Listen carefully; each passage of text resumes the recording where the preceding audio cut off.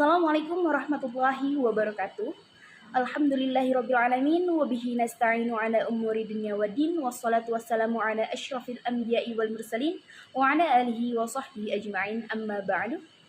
Perkenalkan, nama saya Elga Legianti. Saya berasal dari kelas MD 1A. Saya di sini akan mempresentasikan mengenai faktor perbedaan dan kesamaan agama ruang lingkup Indonesia. Guna untuk memenuhi mata kuliah metodologi studi Islam. Untuk teman-teman semuanya diharapkan agar bisa memperhatikan, mendengarkan, dan memahami apa yang telah saya bicarakan. Oke, terima kasih semuanya. Have fun dan selamat menyaksikan. Baiklah semuanya, kita mulai pembelajaran pada hari ini dengan bacaan basmalah bersama-sama. Bismillahirrahmanirrahim. Materi yang akan saya bahas pada hari ini yaitu faktor perbedaan dan persamaan agama. Teman-teman pastinya sudah pada tahu apa itu faktor dan apa itu perbedaan serta persamaan. Oke, bisa diartikan faktor perbedaan dan persamaan agama adalah hal atau penyebab yang menyebabkan lahirnya suatu persamaan dan perbedaan di dalam agama. Oke, kita bahas satu-satu ya. Yang pertama ialah letak geografis. Indonesia berada di antara Samudra Hindia dan Samudra Pasifik yang diapit oleh benua Asia dan benua Australia. Maksudnya di sini adalah Indonesia menjadi jalur perdagangan internasional yang mengakibatkan banyak sekali para pendatang ataupun pedagang dari berbagai negeri yang menyebarkan nilai-nilai agama yang mereka anut. Seperti halnya dari Gujarat, India. Mereka menyebarkan agama Islam. Dan juga para pedagang dari Cina yang singgah di Indonesia, mereka juga turut menyebarkan nilai-nilai keagamaan ajaran Buddha atau Konghucu. Nah, sampai sini paham ya? Oke, kita lanjut ke poin yang kedua, yaitu kedatangan penjajah Eropa. Dari kedatangan penjajah ini juga menjadi salah satu faktor yang mengakibatkan adanya perbedaan dalam agama. Seperti yang sudah kita ketahui ya, kedatangan para penjajah Eropa memiliki 3 misi, yaitu gold, glory, dan gospel. Gold, yaitu mencari kekayaan dengan berdagang. Terus glory, mencari kejayaan dengan memperluas daerah jajahan. Dan yang terakhir yang kita bahas itu di sini, gospel, menyebarkan agama Nasrani. Nah, dari ketiga tujuan tersebut, salah satu tujuannya yaitu yang ini, gospel, menyebarkan agama.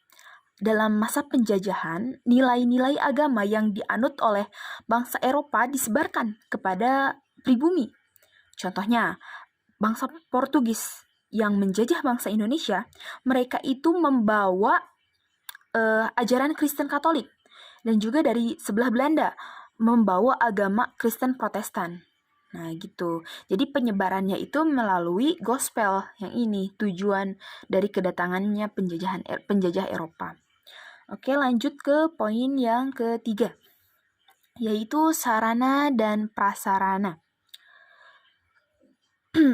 Mengapa sarana dan prasarana bisa menjadi faktor dari perbedaan agama?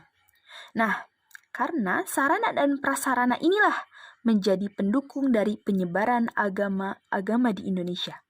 Seperti halnya, Indonesia itu memiliki banyak sekali pelabuhan. Nah, kapal-kapal yang singgah menjadi momen bagi para pemuka agama menyebarkan ajaran agamanya. Sebenarnya poin ini itu berkaitan dengan poin yang pertama, yaitu tentang letak geografis. Nah, dari perdagangan, jadi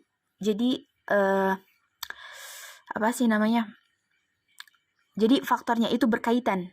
Nah, yang itu mah dari perdagangan, tapi itu adalah faktor pendukungnya. Nah, gitu. Oke, lanjut ke faktor yang keempat, yaitu kekuasaan. Para penguasa atau raja ikut andil dalam penyebaran agama. Oke, mengapa demikian?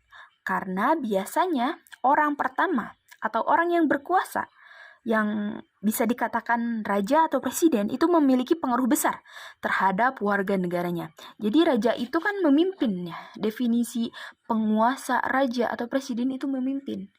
Jadi apapun yang dilakukan oleh rajanya, nah warganya pasti mengikuti gitu.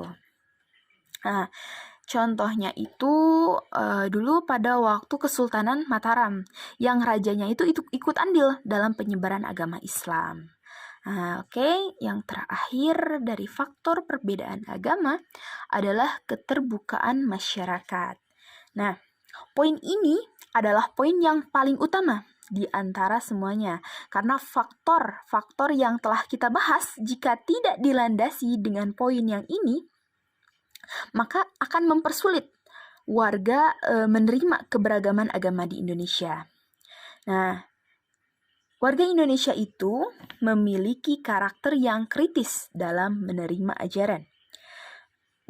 Kritis di sini artinya warga Indonesia itu sangat berusaha untuk memahami ajaran apa yang telah mereka terima dengan menganalisis, merenungi kandungannya, kemudian menindaklanjuti dengan sikap dan tindakan yang positif. Nah, terus yang ini juga bersifat pasif. Apa itu pasif? Jadi pasif itu tidak giat atau tidak aktif. Nah, jadi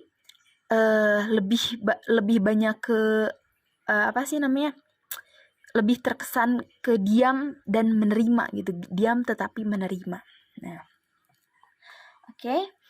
faktor-faktor dari perbedaan agama udah kita bahas ya. Yang pertama letak geografis, kedua kedatangan penjajah Eropa, ketiga sarana dan prasarana, keempat kekuasaan, dan yang kelima itu keterbukaan masyarakat atau keterbukaan pola pikir masyarakat. Baiklah teman-teman, kita lanjut ke materi yang selanjutnya, yaitu faktor kesamaan agama. Faktor kesamaan agama ini mencakup 4 aspek. Yang pertama keturunan, yang kedua ideologi, yang ketiga lingkungan, dan yang keempat pemahaman agama. Faktor kesamaan agama yang pertama itu keturunan. Jadi yang paling pertama dalam kesamaan agama bisa disebabkan pada keturunan yang memiliki kepercayaan, sehingga kepercayaan itu berkembang secara turun-temurun. Contohnya, nenek dan kakek saya menganut agama Islam. Kemudian kepercayaan itu turun kepada ibu dan ayah saya. Nah, sehingga saya sekarang sebagai anak juga menganut agama yang sama, yaitu Islam. Alhamdulillah. Tetapi meskipun faktor dari keturunan itu sangat berpotensi dalam kesamaan agama, kita kembalikan lagi faktor kesamaan itu terhadap diri pribadi, yaitu faktor yang kedua, ideologi. Apakah kita menerima ajaran yang telah orang tua berikan kepada kita? Itu tergantung ideologi masing-masing. Banyak ya orang di luar sana yang berpindah agama. Karena apa? Nah, karena menurut ideologinya tidak sesuai dengan yang dia yakini.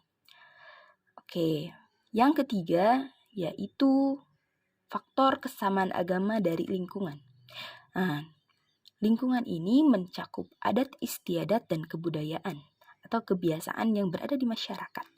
Nah, sebenarnya faktor ini tidak terlalu menjadi acuan, tetapi lingkungan itu bisa mempengaruhi ideologi manusia. Dan yang terakhir yaitu dari pemahaman agama. Sebenarnya pemahaman agama ini sama dengan ideologi, mencakup pemikiran manusia.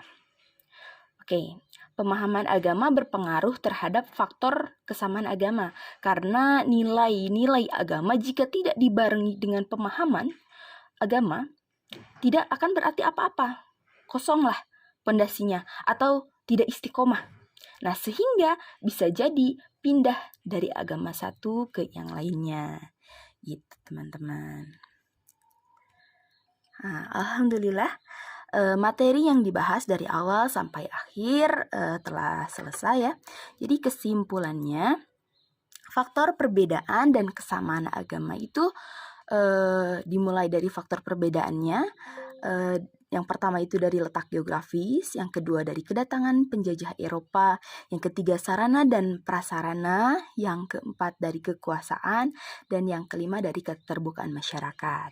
Nah, dan dari faktor kesamaan agama itu ada 4 poin. Yang pertama keturunan, kedua ideologi, ketiga lingkungan, dan yang keempat itu pemahaman agama. Oke. Keep fighting, don't be lazy. Tetap berjuang dan jangan malas. Makasih ya teman-teman. Dicukupkan sekian presentasi dari saya. Mohon maaf apabila banyak sekali kesalahan dalam penyampaiannya dan dalam materinya. Mohon dimaklumi dan mohon dimaafkan. Terima kasih. Wassalamualaikum warahmatullahi wabarakatuh.